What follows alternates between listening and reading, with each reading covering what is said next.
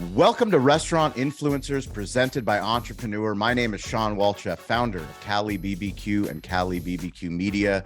In life, in the restaurant business, and in the new creator economy, we learn through lessons and stories. We are grateful to Toast, our primary technology partner at our barbecue restaurants here in San Diego, for being the title sponsor of this show to help us tell incredible stories that are happening all around the globe in the hospitality business. Today, we have Justin Rosenberg, the CEO and founder of @HoneyGrow. You can find them at HoneyGrow on Instagram, on all the socials. An incredible, fast-growing, slow-growing concept out of Northeast in Philadelphia based. Justin, welcome to the show.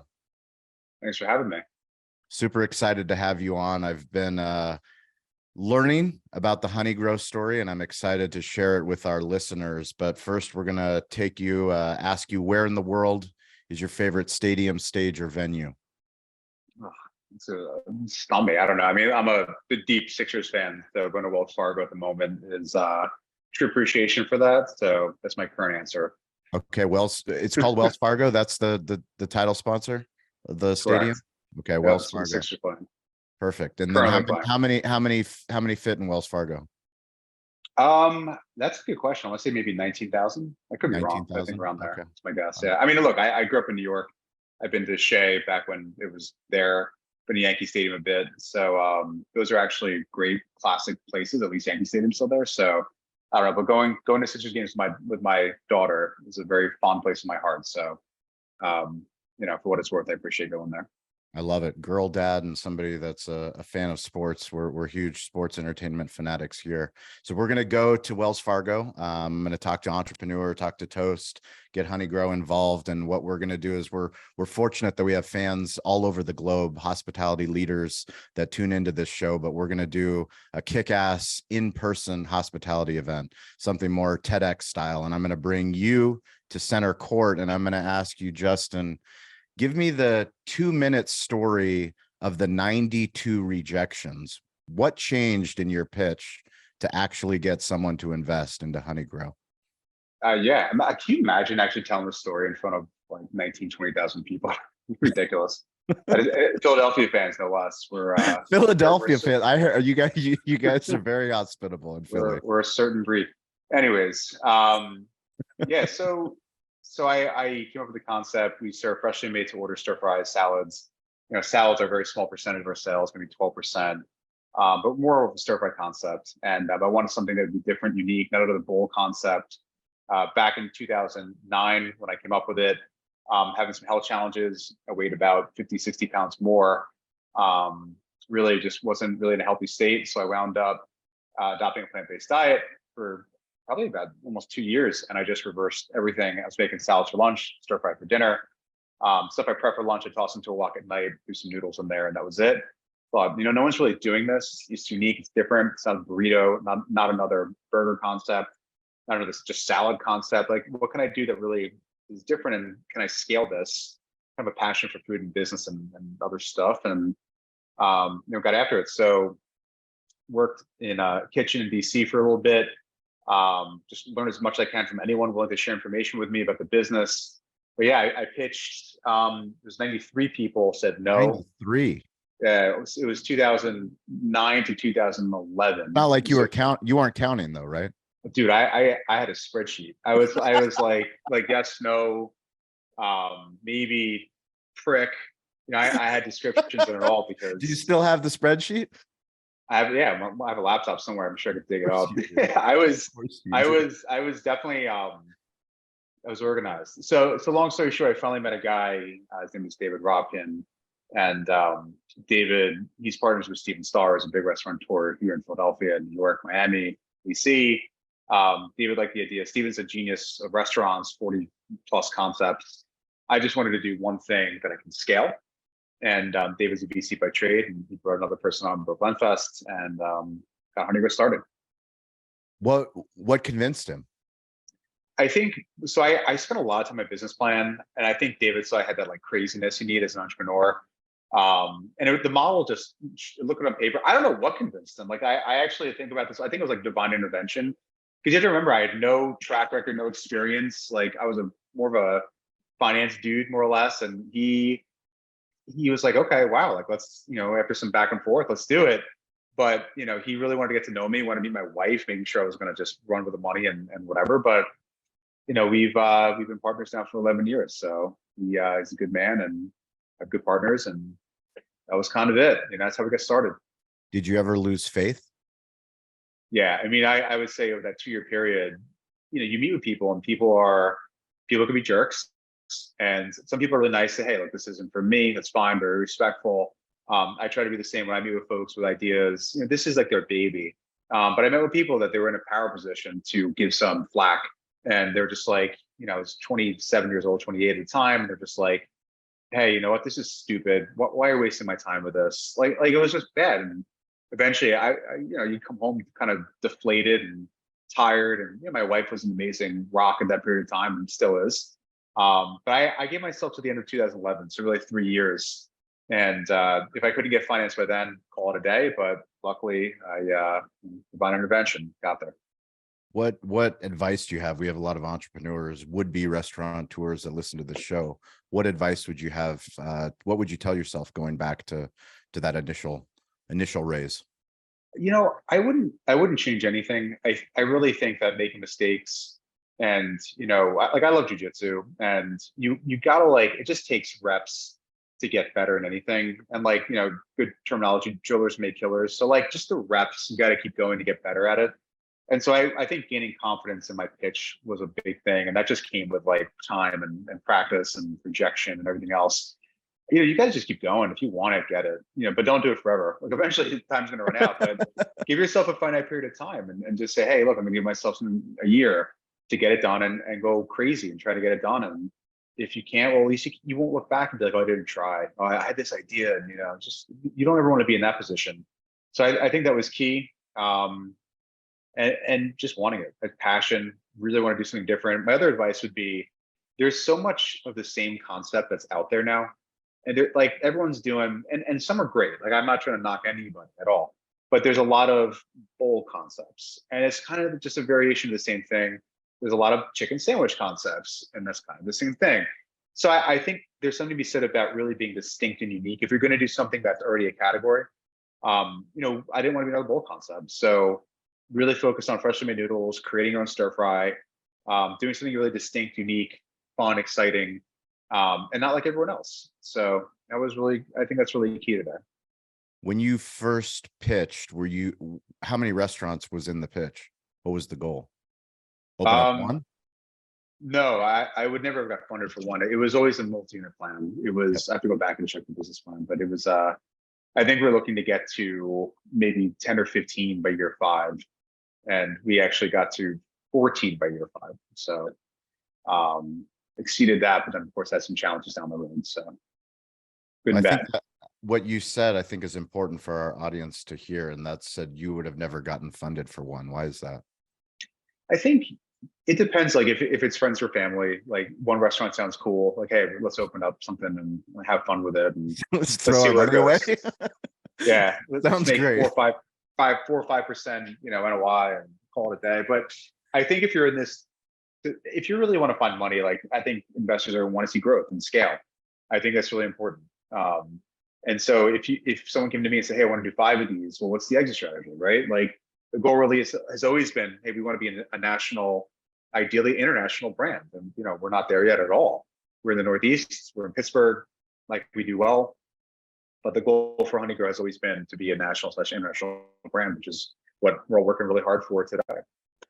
When you go back to the opening the first store, can you bring me back to a lesson that you learned opening that first store?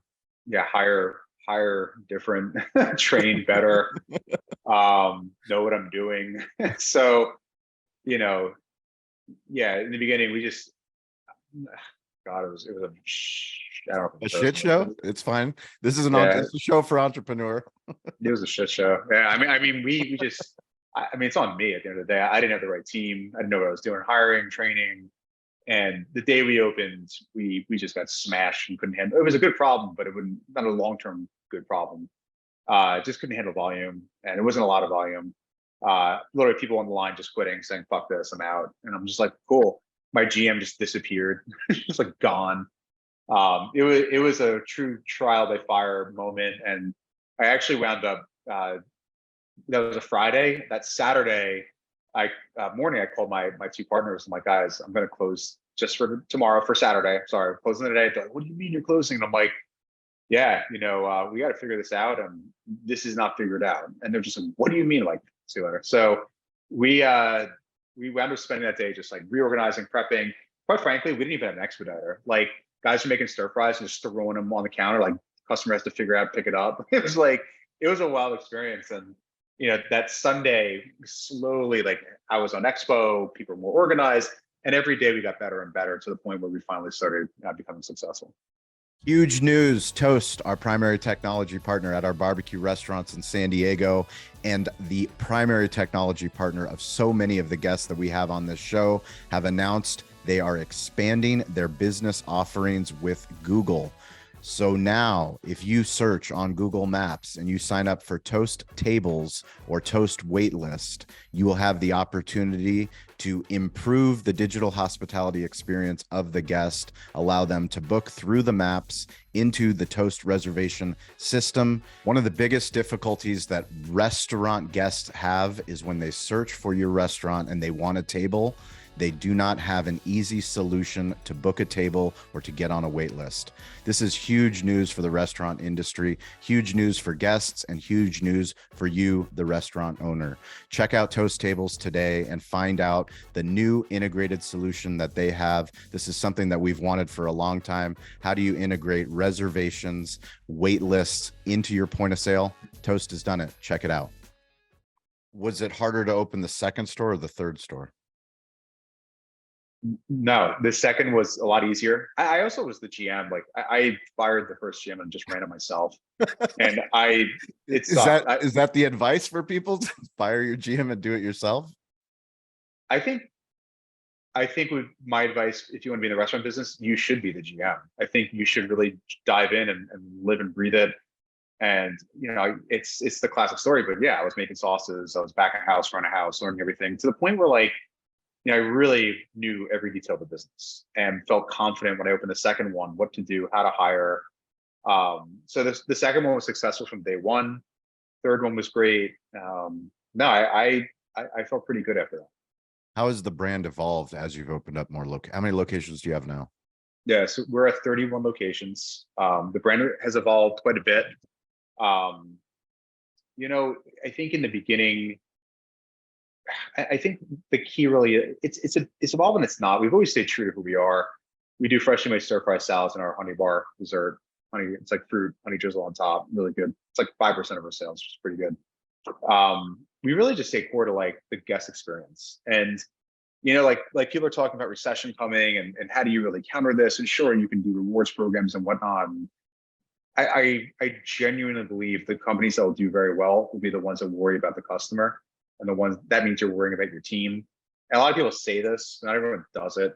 And I really like, the bottom line is like the food's got to be good, accurate. So in our line of work, especially, so much of DoorDash and Grubhub, people aren't really checking tickets, especially when they're making stuff.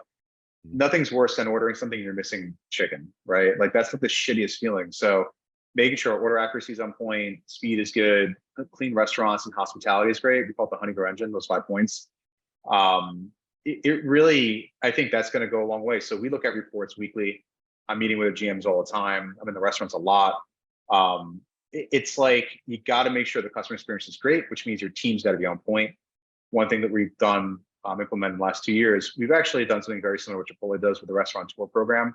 We call them EGMs. We're elevating folks who are GMs into, they're making more money, they're making bonuses, really developing people. And there's a whole program that we developed around it. So it works. The restaurants that are EGM or Elite Honeygrow restaurants, turnover is a fraction of the company's turnover. The team is happy. You walk in, the GM's not there. It's awesome. And that's the key thing, like for a leader, like if you walk into a restaurant, the leader's not there, you're doing a good job. And it's good. Like, you're like, wow, that dude doesn't need to be there. And the team wants to really do great. So a big focus on that is where we're at as a company right now. So you said you love great food, design, and tech. How do those intersect at Honeygrow? I think it starts with great food. We're not, a Michelin star restaurant. We're not like, anything crazy here. but we're serving freshly made noodles. We buy the same noodles as like David Chang. We're buying good stuff. I could easily save millions of dollars skimping out and buying something else, but what's the point? Like, you're not going to appreciate, there's no love in that. Design, I've always been kind of a design nerd, so making sure everything from the restaurants feel good when you're eating, don't look like every other restaurant on the planet, I think is key. Everyone's kind of going for that same millennial look. Try not to do that. At the same time, our kiosk design, really making sure it flows nicely. I see a lot of kiosks that are out there. I was just in an airport, and they're okay if they're functional, but you want them to feel good as you're going through it. So spending time on that. Tech, I like basic tech. Like, technology to me is like fire. Like, I don't know. Like I don't like companies who are like, oh, we're a tech company, we sell bowls.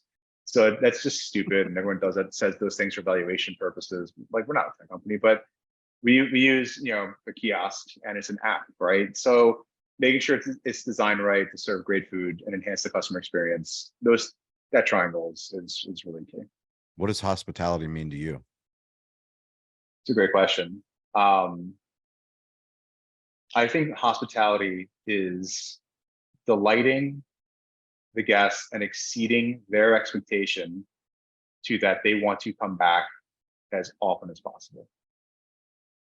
When you think about your career now as a restaurateur, what are the biggest lessons that you've learned?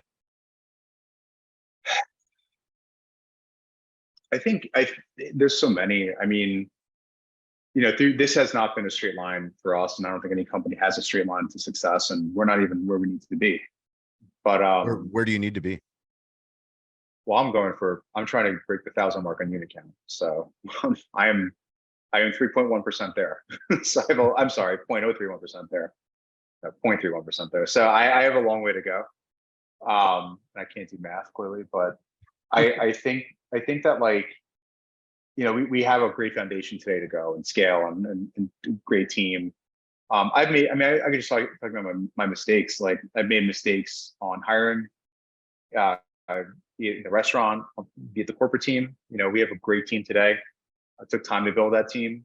I made mistakes in terms of my ego. I think in the beginning I knew everything, and I didn't know shit, and learned the hard way. And I think you got to really be open to, you got to be like flexible. Like, you got to hear people's ideas. And like Amy and I were just talking about before, Amy's our director of marketing, how she appreciates that people can manage up to me, and that most CEOs don't want that. They don't want people telling them what's going on. Whereas I'm like, I need as much information as possible, yes, objectively, to make a decision. If you don't tell me, I don't know, depending on you guys for that. And I think the key really is being in the restaurants. As a restaurateur, a lot of times executives will go to the office and they think they made it and that's it. And they forget what it's really about, which is really exceeding the customer expectations. And, there's nothing worse than walking to a restaurant and tables are dirty and the team doesn't care. If we're in there all the time, making sure that's not happening and making sure our team's supported, and making sure especially our general managers are doing great, want to be there, have the ability to do it, putting in that constant effort, et cetera. Like, that is what we should be doing. And the rest will fall into line. Bring us through opening a new store. What's the game plan? What's the thought process? So it starts really for us, or for like a new concept? For you, to open up a Honey Grow. Yeah. So first would be looking at the market. So we're in 7 markets today. Hey, like, look at the distance from the various towns that are in the area. Do we have brand awareness in that town or area? For example, we're opening Arundel, Maryland in about a month, and we have some brand awareness not only from Baltimore but also from our King of Prussia spot, which is crazy, but it's like a regional hub area, and people discovered us, which is really, really cool. So we have brand awareness there. Looking for a site. We want to make sure we have the right co-tenancy. We want to make sure we could do lunch and dinner day parts. We want to make sure we could do weekend business. We really want to drive that top line. At the same time, rent is so key. We're not going to overpay for rent, and we're not going to pay more than we should to build the concept or to build the restaurant. So getting the right landlord work, support from the landlord, working at the deal terms. I mean, that's really very important. How are our peers in the market going, from Starbucks to Chipotle? What are their numbers? Even Chick-fil-A, like if it's crazy to say this, but I think this, but like Chick-fil-A's AUV is like $8 million, give or take. Yes. And if you hear there's a $5 million Chick-fil-A, like normally people are like, oh, that's really good. Like it's not good, right? Like Yes. they're almost Correct. half of our AUV. So really understand the data, the market demographics, your median incomes, all that stuff. And I think I hate to say this, but at the end of the day, it's always a risk, no matter what. I mean, you could be doing all the analytics you want and looking at the intersections and standing inside the supermarket and get all the data you can. But at the end of the day, anytime you pull the trigger, it's going to be a risk. So, that's business. It is what it is. And that's what we do. It's calculated risk. So we key to hire a GM, train them here. We sign them a restaurant, work with one of our other GMs. I'm sorry, GM. They work with another GM. They get the appropriate training and then eventually build a team. They gain their confidence and know what they're doing. Amy does her job, start spreading the word, digital media, get the sign up as fast as possible. So people start saying, hey, what's Honeygrow? Go to the website. And then you get open and then you got to execute, like people, I think will be forgiving maybe for the first few days because mistakes will happen. We try to minimize that as much as possible. I mean, you've been through it. So, but ultimately it's just get it done. And then just learn, like recap 30 days in, what do we do right? What do we do wrong? And then on to the next one. When we talk about the hospitality business, we spend so much time taking care of our village, our community, all the people that walk into our restaurants. We take care of our team. Very rarely as leaders do we take care of ourselves. How do you take care of yourself? Yeah. It's funny because my wife and I were just talking about, we don't ever take vacations. We kind of should start. I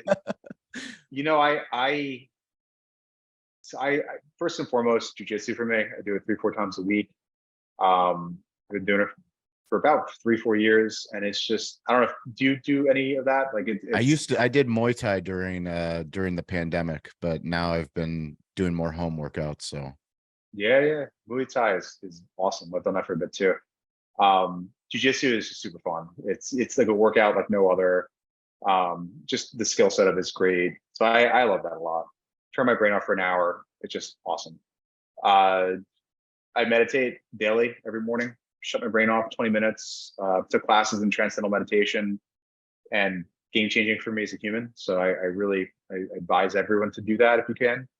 And I play a lot of guitar, actually. I'm in a band. So wow. I play the founder of School of Rock, actually. His name is Paul Green. And he teaches a bunch of adults and we're a bunch of ragtags and we play some shitty bars and it's a lot of fun. So I do that. Have you played in your restaurant yet? No. I don't think anyone knows this really, other than like people in my company. Someone's gonna walk in and be like, wait, is that Justin Rosenberg? So I play lead guitar and I'm just like under the radar. So it's how I love music. So I mean, it's always fun to me. And I grew up playing guitar. So I'd say that. And I had 3 kids, keeping them busy and having fun with them. And like I said, Sixers all the way, super excited during the playoffs. Spending time with my wife, our dog. Now hopefully travel, it's working usual. Where are you guys going to travel to? Are you going to somehow incorporate work into your travel? Is it possible? Do you ever shut down? No, I don't. Outside of your meditation, is there a time when you stop thinking about hospitality, restaurants, what you're building? No, never. Impossible. No, seriously, like I don't. Like it's, I just don't. Like in a prior, like 5 years ago, I'd go on vacation, I'd duck out for 2 hours, I'd be approving certain things. And I think that was part of my own evolution. Once I had a team of people and I was able to let go and find the right folks, they just do a better job than me. And they're getting after it and doing what they got to do. Yeah, I mean, I'm always checking email. I always tell my team, guys, like call me anytime. Maybe you can vouch for that too. She's on the call here, but I'm always like, just call me. I'm not on the moon. It's okay. Yeah. And they do, but rarely, but I have some guys that check in once a week and say, hey, here's where we're at, which I appreciate. But it's also, I want my team to feel empowered. I want them to know that they're doing a great job and not breathing down their neck. Like they have to feel like and know that they're supported by me and I trust them. So, but thinking about it all the time, it's hard to restrain myself. So I do my best. Where do you find your greatest joy in what you do on a day-to-day basis? Making our customers happy.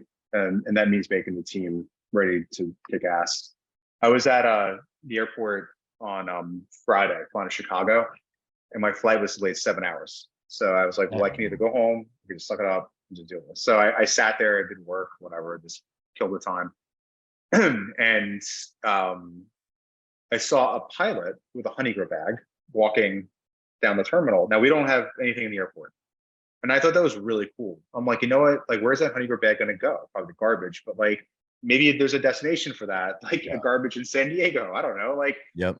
but like, I just think it's really, I thought that was really special and cool that that pilot went to honey grow instead of somewhere in the terminal and brought the food. I don't know how he got it in, to be honest with you. It's kind of a whole other question, but maybe there wasn't honey grow in there. But either way, he had honey grow at some point. So seeing customers with it always makes me very happy. I love seeing folks just enjoying it. That's the hard work. That's like the instant gratification of the restaurant business. Like I'm sure you know, like you walk in your spots and people are really enjoying it, right? Like great barbecue is hard to come by. And I will definitely be hitting you up when I come to San Diego next time. I look forward to Because that. I'd love to hang out with you and try your stuff because Absolutely. there's not, I'm gonna get in trouble here, but like I haven't found a barbecue spot in Philly. I'm like, this is the best place ever. Like there's some good spots. But it's not like, you know, other places I've been to. So that'll get me in trouble, whatever. That's all right. But you see people happy.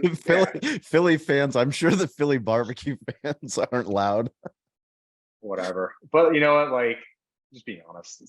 So you know, like you see people and loving and appreciating your baby, it's your product. And that to me is what it's all about. You know, it's just fucking people eating it and liking it and loving and talking about it. Like, oh, you got to try that place. You know, that makes me happy. And I think naturally we have a tendency to worry about the negatives. I actually receive every complaint we get. So I look at everything and there's a natural tendency to be like, you know, oh man, we suck. And you gotta, it's a hard thing to overcome, but you know, we're all perfectionists in this game. At least you should be. Have you, speaking of airports, have you thought of non-traditional locations like airports? Have you guys been approached? Yeah, we've been approached a bit, but I've never, I mean, you probably know this too. Like, it's just a harder, I think it's a distraction. And I worry about, like, I'll be honest again, like, I don't often have great experiences in an airport with food. Like, sometimes I do, most times I don't. And I don't want that to be a first impression of our brand. We only have 31 locations. So, like, I don't want, you know, you coming in from San Diego, you're starving, you're on a connecting flight. Oh, it's this honey grow place and it sucks. Like, yeah, then we open in San Diego, like, yeah, I remember that place and fucking sucks. Like, I think it would do more good. It would do more bad than good. So every single week on Wednesday and Friday on the social audio app Clubhouse, we have digital hospitality leaders, people like you that are listening to this show. Join us on stage. Tell us about your restaurant. Tell us about what you're building. If you're in sales, if you're in marketing, if you're in the hospitality business, it's a chance to connect with people all over the globe. We do a shout out also. This week's shout out goes to Andrew Maxwell. He owns 20 Bojums in Ireland. He joins us on stage. We have incredible leaders all over the world that join us. But this week, I want to see, Justin, I want you to call out someone specifically on Honey Grow. I don't want a whole team. This isn't, I'm going to call out the entire team. I need one person going to get a shout out on entrepreneur.com who on Honey Grow recently has been stepping up to the plate. Oh, man. Wow. This is the best question anyone in my life has asked me on an interview. There you go. Now I'm really like, ugh. Like, I don't know. They're all great. Yeah. You put the CEO up. I know you have hundreds of employees. I want one person. It's going to be on entrepreneur.com forever. Wow. Oh man. One person. Let me think. Let me think. See if Amy texted me anything here. I'm sitting there. Nope. Man. Can I have like a few seconds to think about this? Have a few seconds. You can have. I'll put you through our next test, and that's our smartphone storytelling test. So we truly believe that we're living in the greatest time to be in business, and that's because we all have the internet attached to ourselves with that smartphone. So we like to ask a series of questions to get to know your smartphone usage. Are you an iPhone and an Android guy? I'm an iPhone person, but I like to know where this is going because I actually ask that question all the time too. Okay. So your iPhone, what version? The latest version. The latest version. So you wait in line? You always upgrade? No, I upgrade when it's free. Okay. Are you videos or photos? Hmm. It's like river or ocean. I think I'm more photo guy. More of a photo guy. Email or text? I make phone calls. I hate both of those, emails and Oh, texts. there we go. I like it. Voice guy. Instagram or Facebook? Instagram, YouTube or DirecTV? YouTube. YouTube is a horrible addiction. We just put it on our TV downstairs, and like it's like jujitsu and rock and roll crap, and I'm like, ugh. So I have to. So YouTube that. straight or YouTube TV or both? Are you a cord cutter? What do you mean? You have It's on my TV. It's on your TV. Do you have YouTube TV and YouTube? You play No, both? just YouTube. Just regular YouTube. old YouTube. Regular straight YouTube. Got it. Spotify or Apple Music? Spotify. What's your favorite app on your phone? My favorite. You're asking good questions. This is good. Let me open it up and check. What am I using all the time here? Oh, I'll tell you what it is. I use it's an app called Actions. And I like live in this app. I say that in my calendar. And it's Really? yeah, it's a really great like checklist app, and I've been using it for a few years. And just really Interesting. organized, clean interface. Yeah, it's good. I don't know how people remember everything. Like I tell someone to do something, like, okay, I got it. Like I have to fucking write everything down. So like I was at dinner with people on Friday night, and I'm like taking notes on my phone. Like this way, at least I'm gonna follow up. You know? Yeah. Actions. See that. I'm glad I asked the question because I didn't know about that app. What's your least favorite app? TikTok. TikTok. What's your are you notifications guy or no notifications? No notifications. Inbox zero? Yes. Okay, give me your shout out. You've had I've been thinking about the answers for this. All right, let me ask. All right, so I have a question. Quick question. Is it possible to do two people? And here's why. They're our first EGMs. They both got it. I can't choose one or the other. All okay. Right, so that's fine. Give me I need a story about both of them though. That I would be proud to give it. So EGM program, big deal, company announcement, on stage, award-winning bonus. They're paying for their vacation. Like it's a really big deal. There was supposed to be one. We chose two because they've done such a great job. So the first EGM, Brian Noperstack, our general manager out in Boston, Seaport, Boston area. Boston is one of our top markets, largely because of him and the work he's done. And that restaurant, it just does so well in the execution. Doesn't have to be there. Team is amazing. I walk in, welcome to Honeygrow, getting the greeting. The food is great. I'm blown the F away with this place. And Brian has brought, we call it the vision, the whole program. He's brought the vision to life. And same thing with Jose Garcia down in Rockville, Maryland. Jose runs our Rockville spot, been with us for a few years. Jose, like, I'll walk into that restaurant. Again, he doesn't have to be there. The team is so good.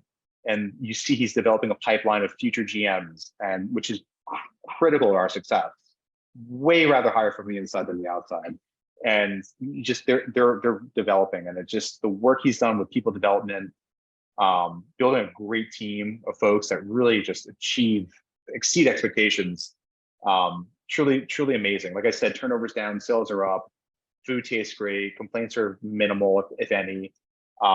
Special operation guys. So like I just think they're phenomenal, and they deserve all the credit in the world right now from myself and from all of our team at Honeygrow.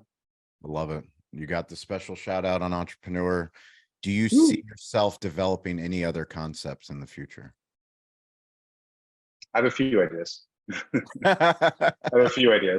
But right now are they in the food space? They are in the food space, yeah, and some other stuff in not the food space. But my focus right now is Honeygrow, as I said, and I want to see this thing to 1,000+ restaurants. And I plan on being CEO until then, and maybe then some. This is truly my, I don't know how many hours I work a week. I don't care. I love doing this. I love making great companies. I love building this thing. I love working with good people, and I love serving great food. So I'm having a good time, and just keep pushing. That's kind of it. Love it. And thank you guys for listening to the show. If you want to connect with me, it's at Shawn P. Walchef, ShawnPWalchef. We appreciate it. Please subscribe to the show. That helps us out a lot. Please go check out a Honeygrow if you are in one of their markets. Follow them on Instagram at Honeygrow. Justin Rosenberg, thank you so much for your time. Thank you for the inspiration. I look forward to serving you some barbecue when you come out to San Diego. And that goes for anybody listening. Please send me a DM. Let me know you heard it, and we'll give you a smokehouse tour of what we've got in here in San Diego. As always, stay curious, get involved, and don't be afraid to ask for help. Thank you, Justin. Appreciate you, man. Thank you for listening to Restaurant Influencers. The best way that you can help us with the show is to subscribe and write a review. We love the opportunity to connect with you, no matter where you are on the globe, no matter what restaurant you are running. Please send us a DM on social at Sean P. Walchef. If you are interested in Toast, if you want to improve your digital hospitality, please send me a DM. I will get you in touch with a local Toast representative. We appreciate you listening to this show. The best way that you can help the show is share it with a friend, and we will catch you all next week, or we will see you on one of the digital playgrounds that we call social media.